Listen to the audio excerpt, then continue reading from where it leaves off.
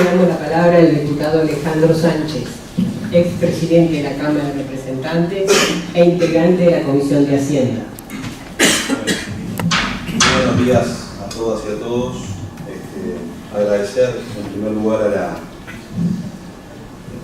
los compañeros que participan de la mesa, pero particularmente a la Escuela de Gobierno del Parlamento, en lanzar esta iniciativa que, como bien se decía aquí, es una muy vieja idea, ¿no? Tiene muchísimos años y tiene, por suerte, cada vez más personas y colectivos que la defienden, ¿no? Y eso forma parte de alguna manera, de una reflexión de carácter político en los tiempos que vivimos. Me parece que esta iniciativa, que va recogiendo la iniciativa que en el caso de Uruguay se fue multiplicando por diferentes actores, desde la red de renta básica en Uruguay hasta la red a nivel internacional de la renta básica, las acciones que bien comentaba Cristian recién sobre el seminario del 2008 y otras actividades que se fueron realizando, vienen promoviendo y haciendo un esfuerzo para tratar de instalar este tema en el plano de la edad.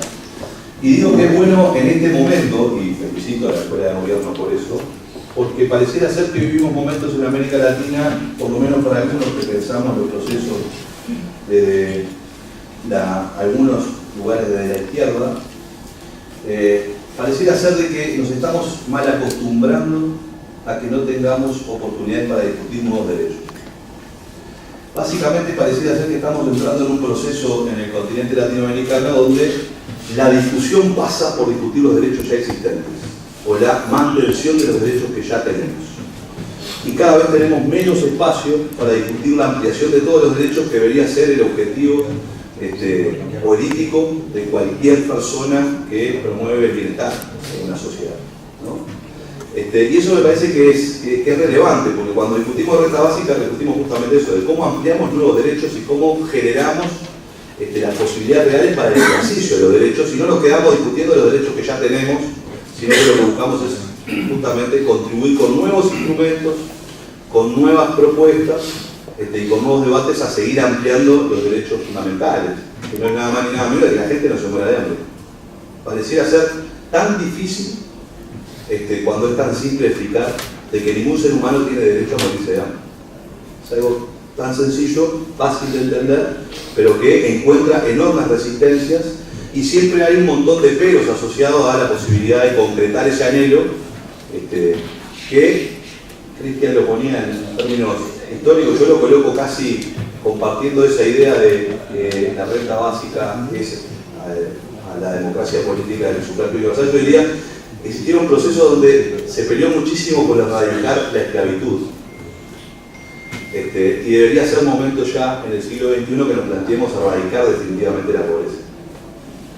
Y de alguna manera plantearse la discusión de la renta básica no en contraposición con el resto de los bienes públicos que tiene que proveer el Estado para el desarrollo y el ejercicio de nuestros derechos, como la educación, la salud, la vivienda, el acceso a la cultura, sino como un complemento más que venga justamente a aportar las condiciones para que se erradique la pobreza en el mundo, por lo menos la pobreza medida por ingreso. Podría ser, yo diría, es una aspiración razonable, sensata, humanista, y que además nos debería comprometer a todos para llevarlo adelante. Entonces, esta idea de que el mundo que vivimos hoy y su mercantilización y su grosero nivel de desigualdad económica no es posible superarlo, me parece que iniciativas como la renta básica nos permiten abrir el horizonte para discutir justamente que, por el contrario de lo que nos decía la dama de hierro, Margaret Thatcher, de que no hay alternativas, sí existe la alternativa. Y de que todo el mundo efectivamente es posible si nos lo planteamos, ¿verdad? Entonces me parece que en ese sentido, en términos políticos, yo creo que es muy bueno promover este tipo de debates que nos colocan o nos miran, nos ponen en un horizonte mucho más amplio. Yo diría que sobre renta básica se habla mucho y hay muchas iniciativas en este sentido, y generalmente tiene varias discusiones. Primero, una discusión que se plantea aquí es no contraponer la renta básica con el resto de los bienes públicos. Y por tanto para mí es pertinente discutir la renta básica en conjunto con las políticas fiscales. Porque si nosotros no queremos comprometer la provisión de bienes públicos que ya existen, la discusión de una renta básica no puede ser la redistribución de los gastos que el Estado tiene hoy. Porque debe orientarse justamente a captar la riqueza concentrada que existe en las sociedades y no a redistribuir ya los recursos que el Estado tiene para proveer bienes públicos, sino todo lo contrario. Y eso también tiene que ver con la óptica a veces con la que se mira y se argumenta a una propuesta de carácter de la renta básica. Algunos ponen el hincapié en redistribuir los ingresos del Estado, ¿no? Y eso forma parte justamente de disminuir las partidas que podemos tener orientadas hacia bienes públicos de carácter universal en contraposición con esta medida, que es una medida económica, en definitiva, que es la de dar ingresos a todos sin condiciones ninguna. Yo creo que esa es una discusión que nosotros debiéramos de colocarla en esos términos. No se puede discutir la renta básica, más allá de que uno de sus efectos puede ser, por supuesto, el ahorro administrativo de los estados policíacos sobre los pobres que tenemos, ¿no? Porque nosotros tenemos estados policíacos sobre los pobres, tenemos que controlar todo lo que hacen los pobres y si llegan a ser los pobres, y además tenemos que hacer una radiografía de los pobres, generalmente olvidando lo que hacen los ricos, porque hay muy pocos estudios sobre qué hacen los ricos. Pero esta lógica de que tenemos que saber todo y cada una de las cosas que hacen los pobres con los dineros que reciben, forma parte también de esta visión de que los dineros que pueden recibir los pobres de parte del Estado no les pertenecen. Y está asociada directamente a que justamente la riqueza se produce de manera privada y no es socialmente construida. Entonces, si el Estado te asiste con determinado dinero, ese dinero no es tuyo y tú tienes la responsabilidad y el estigma, ¿verdad?, de fundamentar de que lo necesitas porque te estás muriendo de hambre y además de decirle al Estado y a la sociedad en su conjunto en qué lo gastaste, porque no es tuyo. Cuando en realidad me parece que hay que ubicarnos en un campo que va más allá, en el escenario de que la riqueza que se produce en una sociedad es producto de la acumulación histórica de esa sociedad y está relacionada muchas veces con los usos de los recursos naturales que nos pertenecen a todos y que muchas veces lo que termina generando en nuestra sociedad es que haya una apropiación privada de las ganancias de los recursos que son de todos, ¿verdad? Entonces, el primer elemento me parece es centrar la discusión de la renta básica no como un elemento de redistribución del gasto del Estado actual, más allá de que pueda tener algún efecto en no tener que invertir justamente excesivamente en el control de la pobreza, en el control de los pobres, pero me parece que lo que hay que instalarlo justamente es en la idea del reparto de la riqueza que ya está más que demostrado que está hiperconcentrada. Baste un solo dato de que 8 personas concentran la riqueza de la mitad de la población mundial. Por lo tanto, ese mundo que está allí y que cada vez acumula mayores niveles de concentración es un mundo que no va a ser eficiente, no va a ser viable ni va a vivir en paz de continuar con este proceso tan brutal de concentración. Porque además, en las sociedades actuales hay un gran problema y por eso también ahora la renta básica pues, tiene algunos nuevos adeptos, ¿no? ¿Por qué? Porque algunos dicen, bueno, nosotros tenemos un problema, el capitalismo tiene un problema, si no existe la demanda, si cada vez concentro tanta riqueza y cada vez le saco más riqueza a las poblaciones en su conjunto, ¿quién va a consumir? Bill Gates está diciendo ahora, ¿cómo hacemos para cobrarle impuestos a los robots? Porque si los robots son los que van a trabajar y los robots no consumen, tenemos un problema que está en el orden de la demanda, es decir, puede haber producción, puede haber capacidad productiva, pero no hay consumidor. Por eso creo que ahora hay un importante caudal de algunos pensadores más liberales que sienten la necesidad de acompañar un proceso de renta básica que se orienta justamente a resolver los problemas de demanda, pero no se orienta a resolver los problemas de distribución desigual de la riqueza, sino a sostener una demanda determinada de consumidores.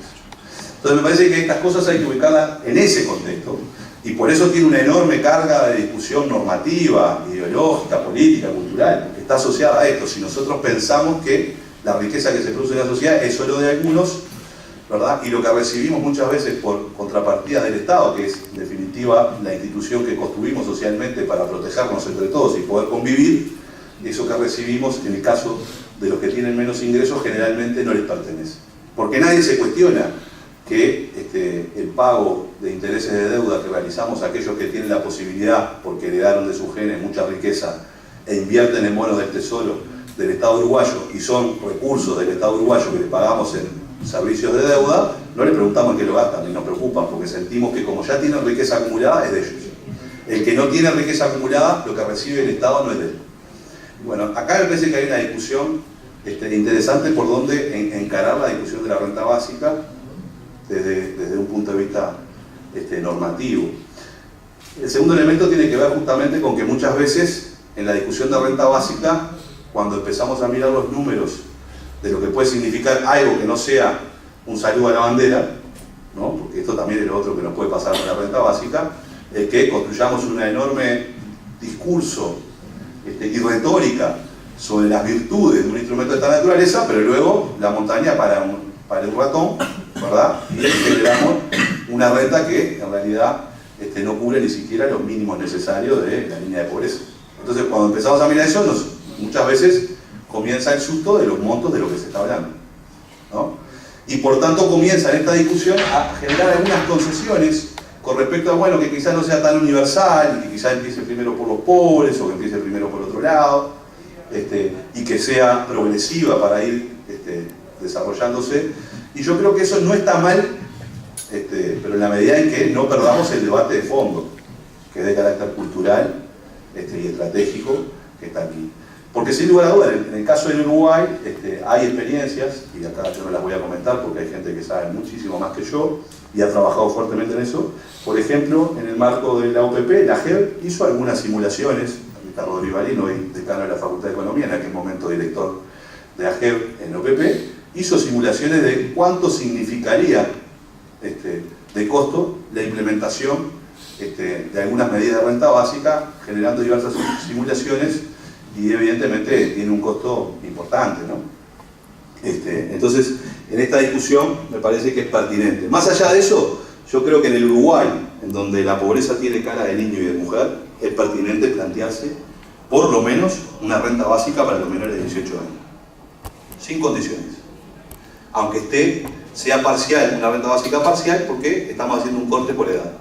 Pero me parece que en el Uruguay de hoy, donde casi un poquito más del 25% de los niños menores de 5 años nacen en la pobreza, y donde básicamente la mayoría de los hogares pobres del Uruguay está integrado por jefas de hogar, me parece que plantearse una discusión de la renta básica en términos generales, pero plantearse una aplicación que esté asociada a los menores de 18 años, cuando están además en una etapa por demás importante que tiene que ver con datos que ya hoy tenemos acerca del impacto que tienen en la nutrición, en la alimentación y en los rendimientos posteriores, tanto laborales como educativos, de las personas cuando reciben transferencias del Estado. Me parece que ya hay una evidencia científica importante, además, para poder demostrar de que esto es más que justo planteárnoslo hoy, ¿verdad?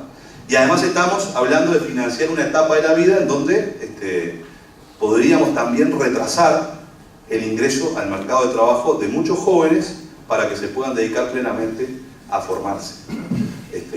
Y cuando también está demostrado científicamente que quienes tienen más años de estudio luego tienen la posibilidad de tener más ingresos en el futuro, y si no son condenados a estar en la pobreza, me parece que esta discusión tiene una pertinencia y una urgencia muy importante. Me parece que son de las cosas que debiéramos entrar a discutir en concreto hacia adelante, algunas de estas cosas. Yo creo que además la renta básica tiene un elemento en romper otra dinámica, y yo sé que Cristian está de acuerdo conmigo, pero esta idea de que el trabajo es mucho más que el empleo, ¿verdad? Los seres humanos somos productores y por tanto utilizamos el trabajo para transformarnos a nosotros mismos y transformar la naturaleza. Y luego existe el trabajo que es empleo, que es aquel en donde yo vendo mi fuerza de trabajo, mercantilizo, en definitiva, una de mis capacidades como ser humano. Por tanto, la renta básica tiene algún elemento también que se asocia justamente a la posibilidad de desmercantilizar algo de los seres humanos en este mundo que está todo mercantilizado. Y me parece que allí hay un elemento central, porque hay una serie de trabajo humano que está relacionado no solo con la reproducción, con las tareas no remuneradas del hogar, sino con otras cosas importantes que hacen y que nos identifican en sí, ¿no? Digamos, yendo a la ontología del trabajo de Lukács. Yo, profesor, que de alguna manera me parece que podríamos instalar estas cosas donde, bueno, lo que termina sucediendo es que esas capacidades, esas facultades que son definitorias del ser humano se mercantilizaron en la sociedad en la que vivimos hoy, donde tenemos que vender nuestra fuerza de trabajo para poder subsistir y vivir, ¿verdad? Y entonces la renta básica puede por lo menos desmercantilizar una parte, porque quizás retrase mi ingreso al mercado y me concentre más en formar mi carrera. También quizás no tenga que tener 2 trabajos y con uno solo me alcance, si después tengo una renta básica y podré dedicarme a otras cosas. Porque también vivimos en un mundo donde la gente hoy trabaja muchísimo. Y me parece que estas cosas hay que plantearlas, porque en realidad históricamente hubo una reivindicación de 8 horas para trabajar, 8 horas para descansar y 8 horas para el ocio, y muchas veces utilizamos muchas más horas para el empleo. Que además en el mundo actual, en donde se prevé justamente algunas dificultades con respecto al empleo del futuro, porque vivimos en plena revolución tecnológica y las revoluciones tecnológicas, hoy es una revolución digital, siempre destruyen empleo, siempre lo destruyen y crean otros. El problema es que cada vez los empleos que se crean tienen necesidades de recursos humanos de mayor calificación, porque nosotros podemos objetivar cada vez más en las máquinas los trabajos más simples, los que requieren menos capacitación y menos formación. Pero otros trabajos mucho más complejos son difíciles de objetivar en una máquina. Entonces el desafío de la robótica que está planteando él está destruyendo una enorme cantidad de trabajo, para decirlo en términos muy simples, ¿no? Es decir, mecánicos. Esos trabajos mecánicos hoy los hacen máquina. Adidas acaba de relocalizarse en Alemania y hoy produce zapatillas no ya con asiáticos trabajando en la máquina, sino que lo hace con tecnología 3D. Objetivó enormemente el trabajo de cientos de miles de trabajadores asiáticos, que además eran, por supuesto, en las condiciones de explotación brutales, ¿no? Pero en definitiva generó ese proceso. Entonces, en un mundo en donde va a haber dificultades de empleo y donde hay exigencias enormes para que justamente todos nos podamos adaptar a esos cambios permanentes, porque cada vez va a haber más cambios, y a veces había un relato aquí en el Uruguay, yo voy a ir terminando, había un relato en el Uruguay que decía, bueno, pasamos en la década 90 rápidamente a aquello de que uno entraba en una fábrica, en una empresa y se jubilaba en la empresa, eso nos decían nuestros abuelos, ¿no? Sabía que se iba a jubilar en esa.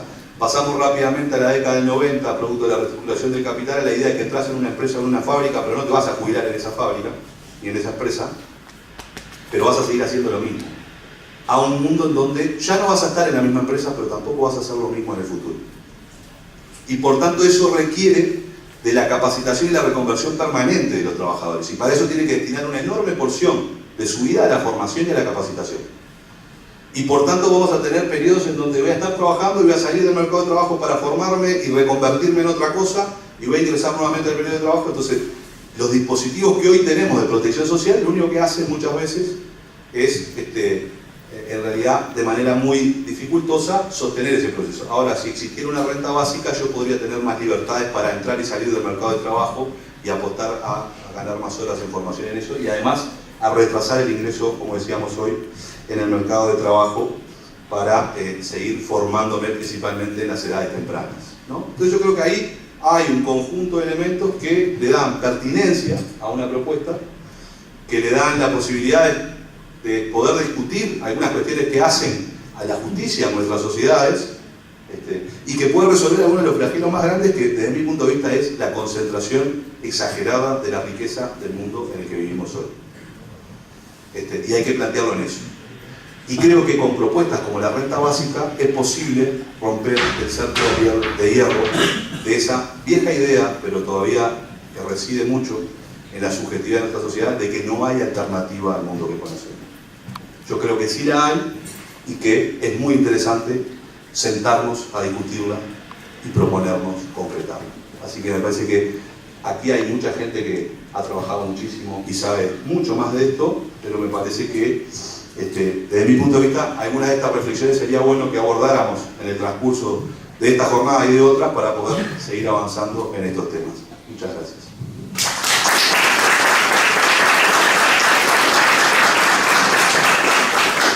Agradecemos la participación de los oradores integrantes de la mesa de apertura.